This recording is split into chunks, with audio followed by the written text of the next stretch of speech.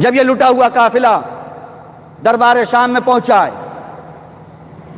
یزید کا دربار سجا ہوا، جناب زینب نے خطبہ دیا، جناب سید سجاد نے خطبہ دیا، دونوں ذوات مقدسہ خطبہ دے چکی، پورا دربار منقلب ہونے کو ہے، دربار پلٹ رہا ہے، ہر طرف سے لوگ کھڑے ہو رہے ہیں، مسیح کھڑا ہو رہا ہے، رومی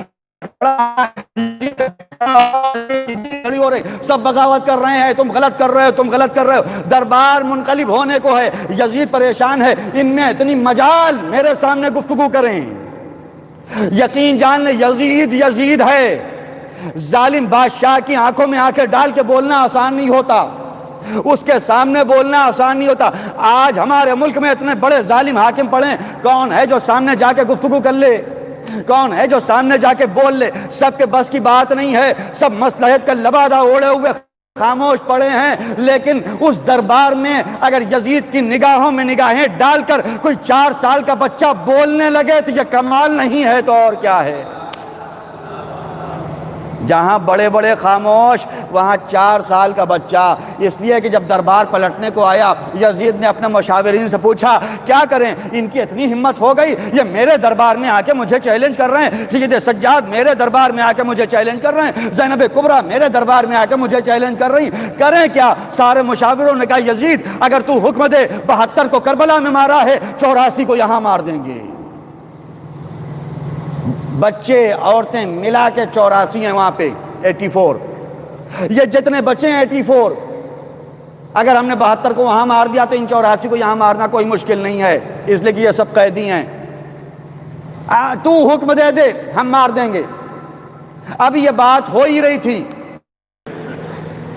یا یزید، جہاں سب امیر المومنین کہہ کے بولنے والے لوگ، وہاں 4 سال کی عمر میں اگر کوئی بول رہا ہے حق ہے کہ امامت اس کا حق ہے۔ یا یزید نام لے کے، یزید تیرے دربار کو دیکھ کے فرعون کا دربار یاد آ گیا، کس سے بھی ملایا ہے، فرعون کا دربار یاد آ گیا، بنے ہوئے خدا کا دربار یاد آ گیا، زبانی خدا کا دربار یاد آ گیا۔ سارا مجمع ایک بارگی بچے کی طرف دیکھ رہا ہے، بھوکا ہے، پیاسا ہے، قیدی ہے، اتنی مسافت طے کر کے آیا ہے، اتنی پریشانی برداشت کر کے آیا ہے، لیکن اب بھی بول رہا ہے، اس لیے کہ صاحب سلونی کا بیٹا ہے، یہ اب بھی بول رہا ہے۔ یزید پریشان ہوا، وہ کیسے؟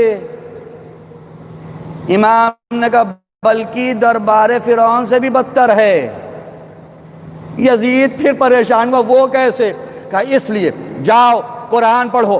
امام نے بھی استناد کیا قرآن سے، اس لیے کہ حدیث رسول بیان کریں گے تو اسی دربار میں رسالت کا انکار ہو رہا ہے، اسی دربار میں نبوت کا انکار ہو رہا ہے، یہ حدیث کو مانیں گے نہیں، اس لیے سیدھا استناد قرآن سے کیا۔ مسلمان جتنے بیٹھے ہوئے ہیں یہ جانے تو یہ حافظ ہیں، یہ قرآن پڑھنے والے ہیں، قرآن کے قاری ہیں، میں قرآن سے استناد کر رہا ہوں کہ جاؤ قرآن میں پڑھو۔ جب جناب موسیٰ جناب ہارون کو پکڑ کے دربار میں گرفتار کر کے لایا گیا ہے، اور اس کے بعد فرعون نے سارے لوگوں سے مشورہ طلب کیا، بتاؤ فرعون، بتاؤ موسیٰ کا کیا کریں، بتاؤ ہارون کا کیا کریں؟ سارے درباریوں نے کہا قالو ارجہ واخاہ، سب نے یہی کہا موسیٰ کو چھوڑ دو، ان کے بھائی کو چھوڑ دو، اس لیے کہ یہ آپ کے رشتہ دار ہیں۔ کہا وہ والے تو یہ کہہ رہے تھے رشتہ دار ہیں چھوڑ دو، لیکن تیرے درباری کہہ رہے ہیں انہیں قتل کر دو، انہیں مار دو، اس کا مطلب یہ کہ تیرے درباری ان سے زیادہ بھی گئے گزرے ہیں،